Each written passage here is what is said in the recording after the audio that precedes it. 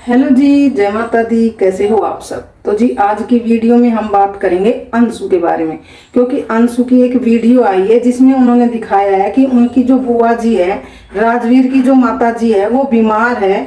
उनको जो है वो ग्लूकोज वगैरह भी लग रहा है, उनको वॉमिटिंग और लूज मोशन की जो है वो दिक्कत है।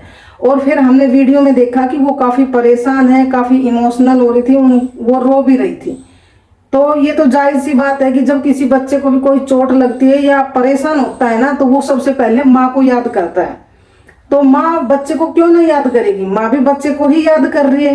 वो भी यही सोच रही है, वो बीमारी से तो ज्यादा इस चीज से परेशान है कि काश आज मेरे बेटे मेरे पास होते, जिंदा होते, तो आज मेरे को ये दिन देखने को नहीं मिलते। क्योंकि वो भगवान से यही बोल रही होगी कि भगवान मेरे बेटों की जगह मेरे को क्यों नहीं उठा लिया।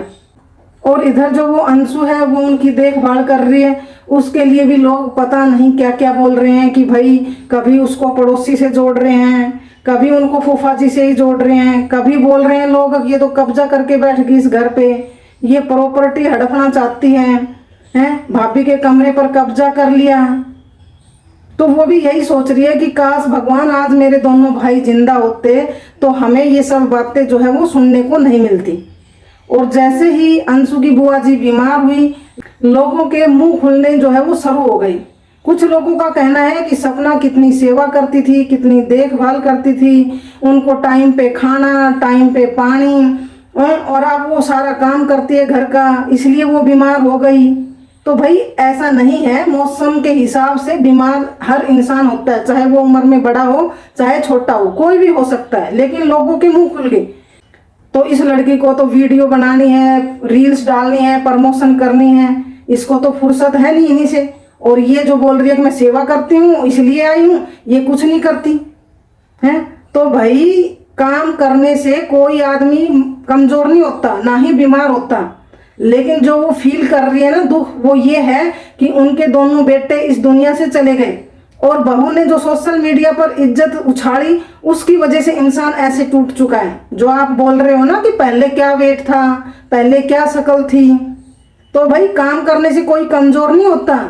ये जो दुख है ना उनका, ये लोगों को पता नहीं क्यों नहीं दिखाई दे रहा। और कुछ लोग तो ये बोल रहे हैं कि अब घर में मत आना, मत मिलवाने आना, क्योंकि अंशु ने अपने बुआ फूफा को इमोशनली ब्लैकमेल करके जो वो वीडियो डलवाई थी कि जो लोग अंशु को पसंद नहीं करते वो इस घर में मत आओ। अरे भाई तुम कैसे लोग हो जो ऐसे बोल रहे हो।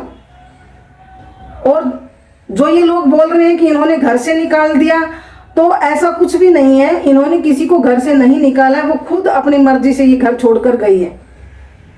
और जो लोग सपना को अब ये बोल रहे हैं ना कि बच्चों को मिलवाने के लिए मत आना, क्योंकि इधर से अंशु ने जो है बुआ फूफा को इमोशनली ब्लैकमेल करके जो वीडियो डलवाई थी, तो अब आप बिल्कुल भी मत आना, क्योंकि लोगों का कहना है कि इन्होंने ही तो घर से निकाला था। और जब सपना ने आने की पहल की घर में, तो भी जो है वो अंशु ने वीडियो बना के मना करवा दिया। तो देखो ऐसा कुछ भी नहीं है, वो कहीं भी दादा दादी से मिलवाने नहीं आई थी, क्योंकि उसका काम था कुछ, इसी काम के चलते वो जो है वो इस घर में आई थी। क्योंकि आप सबने देखा है कि वो जो बच्चों के बर्थ सर्टिफिकेट हैं, वो ओरिजिनल बर्थ सर्टिफिकेट जो है वो अपने ससुर से वहां मांग रही थी, आपने भी वीडियो में देखा था। और जो प्ले बटन है वो लेने के लिए आई थी, ना कि वो दादा दादी से मिलवाने आई थी।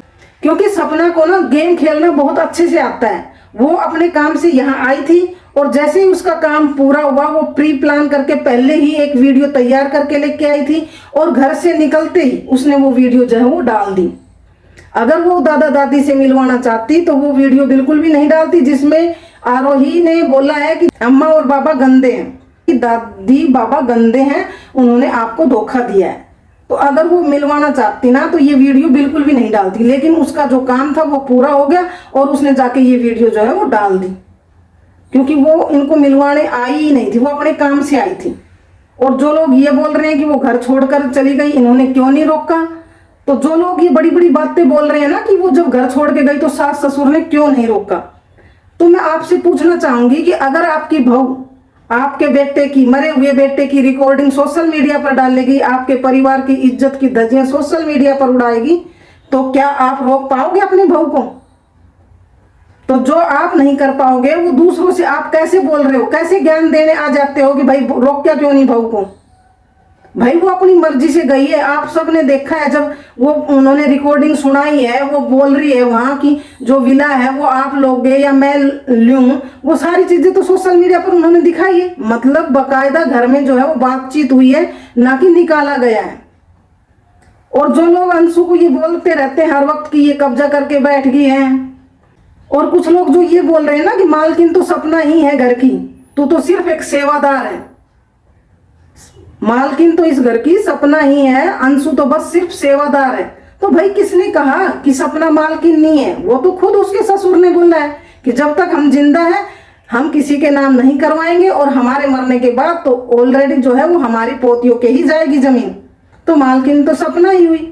लेकिन मैं आपसे एक बात पूछना चाहती हूँ, जो लोग ये बोल रहे हैं, क्या आप अपने भाई की बेटियों को अपनी बेटी के समान सम्मान नहीं देते, उनको एक सेवादार ही मानते हो? इसका मतलब तो ये हुआ कि आप अपने रिश्तेदारों की इज्जत ही नहीं करते, इसीलिए आपकी सोच ऐसी है, तो आप दूसरों को भी यही ज्ञान देने के लिए सोशल मीडिया पर आते हो।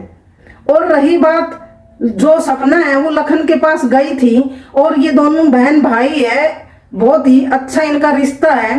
तो मैं लखन से एक बात ये पूछना चाहती हूँ कि आपने सपना को ये तो बोल दिया कि भाई लोग इसको परवोक करते हैं, तब इसने अपने बाल तक काट लिए, लेकिन आपको ये दिखाई नहीं दिया कि वो बुजुर्ग माँ बाप है, उनके लिए इस सपना ने क्या क्या बोला है। आपने वो एक भी बात इसको नहीं समझाई। आपको उसको ये भी तो समझाना चाहिए था ना कि उसने कैसे अपने सास ससुर की जो इज्जत की धज्जियां हैं वो सोशल मीडिया पर उछाली है। इसका मतलब ये हुआ कि गलत का साथ देने वाला भी गलत ही होता है, तो लखन भी गलत ही है। नहीं तो उसको बोलना चाहिए था कि जो ये तू कर रही है सोशल मीडिया पर, ये गलत कर रही है। क्या लखन की बहन कृति ऐसे गलत करेगी तो क्या वो अपनी बहन को नहीं समझाएगा? तो ऐसे ही सपना को भी समझाना चाहिए था और सारी चीजें सॉर्ट आउट करनी चाहिए थी, लेकिन उसने ऐसा बिल्कुल भी नहीं किया।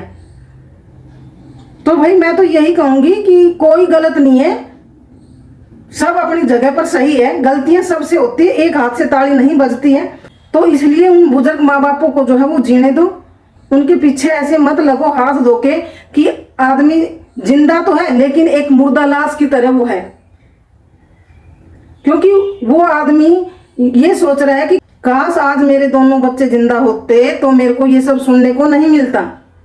लेकिन लोग बिना सोचे समझे सपना को बोल रहे हैं कि भाई आप मिलने मत आना, क्योंकि इन्होंने बोला है कि घर में नहीं आना। अरे भाई जब वो उधर से वीडियो डाल रही है वो आपको दिखा नहीं, उधर से वो सोशल मीडिया पर अपने ससुर के ऊपर गंदे गंदे इल्जाम लगा रही है, वो आपको दिखा नहीं। लेकिन ये दिख गया कि इधर से इन्होंने मना किया है, उधर से उसने वो जो वीडियो डाली वो आपको दिखी नहीं दिखी। तो जी बस आज के लिए इतना ही, कल फिर मिलेंगे किसी नई वीडियो में नए टॉपिक पर। तब तक के लिए आप सभी को राम राम जी, जय माता दी।